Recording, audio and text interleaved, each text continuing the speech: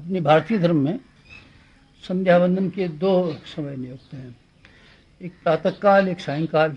जो रात्रि और दिन दोनों मिलते हैं तब उसको संध्या काल कहते हैं। ये काल सवेरे भी होता है, सायंकाल को भी तो होता है। इसलिए संध्या वंदन जब सूर्य उदय होता हो तब और जब सूर्य अस्त होता हो तब करना चाहिए। ये संध्या आध्यात्मिक जीवन में एक और तरीके से भी हम कर सकते हैं। सोने को रात मान लें और जागने को दिन मान लें, तब फिर प्रातःकाल का सायंकाल की संध्या वंदन का आध्यात्मिक समय वो बनेगा जब आदमी सो कर के उठेगा अथवा सोएगा।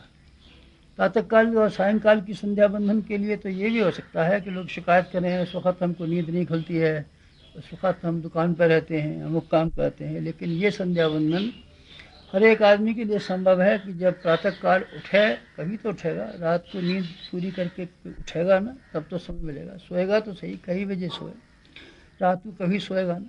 जब सोने का समय हो उसको रात्रि का संध्या वंदन का समय मान लिया जाए।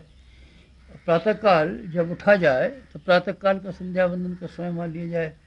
इन दोनों समयों को संध्या वंदन का अगर आप समय मान लें तो फिर किसी को ये शिकायत नहीं रहेगी कि हमको समय नहीं मिलता।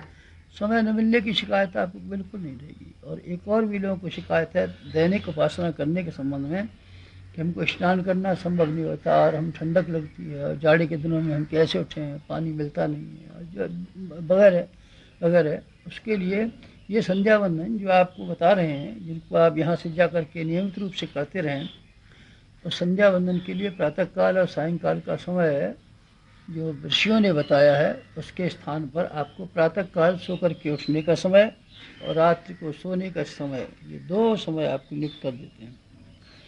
कईयों को स्थान नहीं होता, घर में स्थान नहीं है, पूजा के सामान नहीं है, नहाने को समय नहीं है, तो चलिए न सही, फिर आप ऐसे किया कीजिए, चारपाई पे पड़े पड़े ही आप ये संध्या वंदन कर सकते हैं। इसके लिए न उठने की ज़रूरत है, न कोई इससे सरल तो कोई तरीका नहीं हो सकता। इतना सरल तरीका और क्या हो सकता है बताइए। ये सबसे सरलतम तरीका है कि आप प्रातःकाल और सायंकाल का संध्या वंदन अपनी चारपाई पे पड़े हुए उस समय कर लिया करें जबकि आपकी नींद खुलती है और नींद आप लेने के लिए चले जाते हैं। दो समय संध्या वंदन, आप इसको भूलना मत। इसमें सिवाय आपकी लापरवाही और गैर जिम्मेदारी की और कोई बाधा इसमें नहीं हो सकती। आप चाहें तो नियमित रूप से हर परिस्थितियों में, बीमारी में भी, सफ़र में भी, कहीं भी आप कर सकते हैं और ये करनी चाहिए। प्रातःकाल की संध्या, सायंकाल की संध्या, क्या करें, क्या कहना चाहिए, क्या विचार करना चाहिए। आपको इन दोनों समय में आत्मबोध और तत्वबोध की साधना करनी चाहिए। प्रातःकाल जब उठा करें तो आप अपने आप का एक नया जन्म हुआ अनुभव किया कीजिए। ये अनुभव किया कीजिए कि रात को सोने का अर्थ है पिछला जन्म और अब सवेरे उठने का जन्म है नया जन्म। जब आँख खुली तब नया जन्म। आप ये अनुभव कर लिया करें तो मज़ा आएगा। आप ये सवेरे हर दिन अनुभव कीजिए कि आज हमारा नया जन्म हुआ। अब नए जन्म में क्या करना चाहिए। आपकी सारी बुद्धिमानी इस बात पर टिकी हुई है कि आप अपने जीवन की संपदा का किस तरीके से उपयोग किया, बस एक ही बुद्धिमानी है। ये मानना सही नहीं है कि ये जन्म भजन करने के लिए मिला हुआ है। भजन करने के लिए नहीं मिला हुआ है, कर्तव्य करने के लिए मिला हुआ है। और इसलिए मिला हुआ है कि आप इस जन्म की संपदा को ठीक तरीके से इस्तेमाल करें। ये आपकी परीक्षा है। परीक्षा में जो पास हो जाते हैं फिर क्लास चढ़ा दिए जाते हैं, फिर और चढ़ जाते हैं और पास करा दिए जाते हैं। अगर आप ये पहली परीक्षा जो भगवान ने आपको मनुष्य का जीवन दे करके ली है, उसमें एक ही आपका फर्ज हो जाता है कि आपको इसको अच्छे से अच्छा उपयोग करके दिखाएं। बस भगवान ने यही अपेक्षा किया आपने और ये आपसे, और ये उसकी उम्मीद है और ये वो चाहता है। न आपकी पूजा चाहता है, न उपास चाहता है, न भजन चाहता है, न आपके लिए उपहार चाहता है, न मिठाई चाहता है, न कपड़े चाहता है, न कीर्तन चाहता है, न कथा चाहता है। इन बातों से भगवान का कतई कोई ताल्लुक नहीं है। ये तो अपने आप के परिशोधन की प्रक्रिया है, जिससे नया नहीं क्यों लोगों ने ये मान लिया है कि इससे भगवान प्रसन्न हो जाएगा। आप विश्वास रखें, इससे भगवान किसी प्रकार प्रसन्न नहीं हो सकता। इससे आपका जीवन के संशोधन करने में, अपने कषाय कलमश को निवारण करने में तो सहायता मिल सकती है, इसमें संदेह नहीं। पर जहाँ तक भगवान की प्रसन्नता का ताल्लुक है, वहाँ सिर्फ एक बात है कि आपको जो बहुमूल्य मनुष्य का जीवन दिया गया था, उस जीवन का आपने किस तरीके से और कहाँ उपयोग किया, बस एक प्रश्न है, दूसरा कुछ प्रश्न नहीं है। जब आपको ये दिया गया है तो भगवान ने अपनी सबसे बहुमूल्य संपत्ति आपके हाथ में सुपुर्द कर दी। इससे बड़ी संपत्ति भगवान के खजाने में कोई नहीं है, आप विश्वास रखें। मनुष्य के जीवन से बढ़ के और क्या हो सकता है। आप दूसरे प्राणियों पर नज़र डालिए ना, सब बेचारे किस तरीके से, कोई नंगा फिर रहा है, किसी को खाने का ठिकाना नहीं है, कोई कहीं न बोल सकता है न लिख सकता है। आपको सारी सुविधाओं से भरा हुआ जीवन आपने सिर्फ इसलिए दिया है कि आप इसका अच्छे से अच्छा उपयोग करके दिखाएं। क्या अच्छा उपयोग बन सकता है? दो ही अच्छे उपयोग हैं। एक तो आप स्वयं में अपने आप को ऐसा बनाएं जिसको कि आदर्श कहा जा सकता हो। दूसरों के सामने आपका उदाहरण इस तरीके से पेश होना चाहिए जिसको देख करके दूसरे आदमियों को प्रकाश मिले, रोशनी मिले, आपके पीछे चलने का मौका मिले और आपकी अंतरात्मा कशार कलमश से परिशोधन करती हुई और साफ और स्वच्छ बनती चली जाए। ये आपका स्वार्थ है। परमार्थ आपका ये है कि ये भगवान की विश्व वाटिका जिसमें आपको काम करने के लिए भेजा गया हुआ है, एक अच्छे माली की तरीके से काम करें। भगवान को सहायकों की ज़रूरत है, साथियों की ज़रूरत है, इंजीनियरों की ज़रूरत है, ताकि इसके इतने बड़े बगीचे, इतने बड़े कारखाने का सुव्यवस्था करने में हाथ बढ़ा सकें। आपको हाथ बटाने के लिए पैदा किया गया है, खुशामदें करने के लिए नहीं, नाक रगड़ने के लिए नहीं, चापलूसी करने के लिए नहीं, चमचागिरी करने के लिए नहीं, मिठाई उपहार भेंट करने के लिए नहीं पैदा किया गया है। आपको सिर्फ इसलिए पैदा किया गया है कि आप बेहतरीन ज़िंदगी जिए। इसके लिए क्या करना चाहिए? आमतौर से आदमी भूल जाते हैं, ये काम की बातें सब भूल जाते हैं, बेकार की बातें, बेवकूफ़ी की बातें सब याद रखते हैं। आपको सवेरे उठते ही ये ध्यान करना चाहिए, प्रातःकाल चारपाई पे पड़े पड़े आज हमारा नया जन्म हुआ और हमको इतनी बड़ी कीमत मिली, संपत्ति मिली, इसकी तुलना में और किसी प्राणी को और कोई चीज़ नहीं मिला है। आप अपने आप को सौभाग्यवान अनुभव कीजिए, भाग्यशाली अनुभव कीजिए। ये अनुभव कीजिए हमारे बराबर भाग्यवान कोई नहीं है। अभावों की बात, कठिनाइयों की बात, चिंता की बात आप सोचते रहते हैं। ये क्यों नहीं सोचते?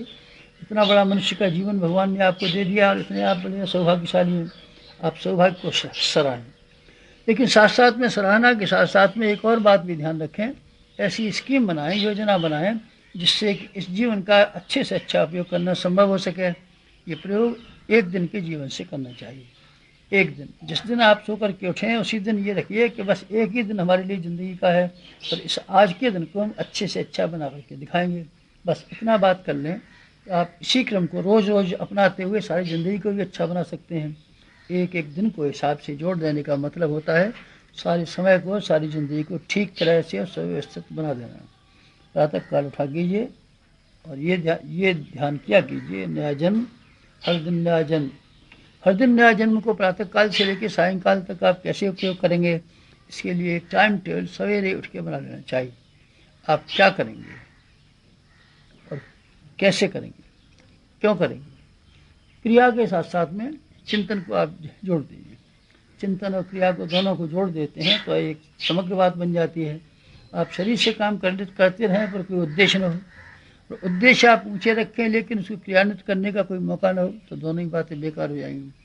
इसलिए आप सवेरे उठते ही जहाँ अपने जीवन को सराहें, जहाँ मनुष्य के जीवन पर गर्व गौरव अनुभव करें, वहाँ एक और बात साथ साथ चालू कर दें। सवेरे प्रातःकाल से लेकर के सायंकाल तक का एक ऐसा टाइम टेबल बना में जिसको सिद्धांतवादी कहा जा सके, आदर्शवादी कहा जा सके। इसमें भगवान की हिस्सेदारी रखिए। शरीर के लिए भी गुजारे का समय निकालिए, भगवान के लिए भी समय गुजारे का निकालिए। भगवान भी तो हिस्सेदार है, उसके लिए भी तो कुछ करना है। आपका शरीर ही सब कुछ थोड़ी है, तो आत्मा भी तो कुछ है। आत्मा के लिए भी तो कुछ किया जाना चाहिए। सब कुछ शरीर को ही खिलाने और पिलाने के लिए आप करेंगे, ऐसा क्यों करेंगे? आत्मा का कोई वक़्त नहीं है, आत्मा की कोई इज्जत नहीं है, आत्मा का कोई मूल्य नहीं है, आत्मा से आपका कोई संबंध नहीं है। अगर है तो फिर आपको ऐसा करना पड़ेगा, इसके साथ साथ में दिनचर्या में आदर्शवादी सिद्धांतों को मिला के रखना पड़ेगा। दिनचर्या ऐसी बनाइए जिसमें आपका पेट भरने का भी गुंजाइश हो और अपने कुटुंब के और परिवार करने वालों के लिए भी गुंजाइश हो, लेकिन साथ साथ में एक और भी गुंजाइश रहनी चाहिए। इसमें आत्मा को संतोष देने के लिए और परमात्मा को प्रसन्न देने के लिए कार्यों का और विचारों का भी समावेश हो। आप स्वाध्याय का दैनिक जीवन में स्थान रखिए, आप सेवा का दैनिक जीवन में स्थान रखिए, आप उपासना का दैनिक जीवन में स्थान रखिए। इन सब बातों का समन्वित जीवन का आप अभ्यास कर लें तो बस आपका सवेरे प्रातः काल वाली संध्या बंधन पूरा हो जाएगा। जीवन की अनुभूति, जीवन की महत्ता की अनुभूति, जीवन के लक्ष्य की अनुभूति, साथ साथ में सायंकाल तक के सोते समय तक के सारे कार्यविधि का निर्धारण कार्यविधि का निर्धारण कर लेते हैं तो समझना चाहिए आपको फिर उन खुराफातों से बचत हो जाएगी जो कि आप व्यस्त जीवन के अभाव में करते रहते हैं। जो आदमी व्यस्त है वो आदमी एक निर्धारित लक्ष्य में रह जाएगा। जो आदमी खाली है, शरीर से खाली है, उसका दिमाग खाली होगा, और दिमाग खाली होना शैतान की दुकान है। इसलिए शैतान की दुकान आपका दिमाग न होने पावे और आपका शरीर खाली होने की वजह से दुष्प्रवृत्तियों में न लगने पावे, इसलिए बहुत अधिक आवश्यक है कि आप व्यस्तता का भरा हुआ टाइम टेबल और कार्यक्रम सवेरे बना लें, उस पर चलें। न केवल बना लें बल्कि ये भी ध्यान रखें हर समय कि जो सवेरे कार्य पद्धति बनाई गई थी वो ठीक तरीके से पूरी होती है कि नहीं। विश्राम भी रखें, ये कोई नहीं कहता विश्राम नहीं रखना चाहिए, लेकिन विश्राम भी एक समय से होना चाहिए, टाइम से होना चाहिए और विधि से होना चाहिए। चाहे जब जरा सा काम किया फिर विश्राम, जरा सा काम किया फिर विश्राम, ऐसे काम होते हैं क्या?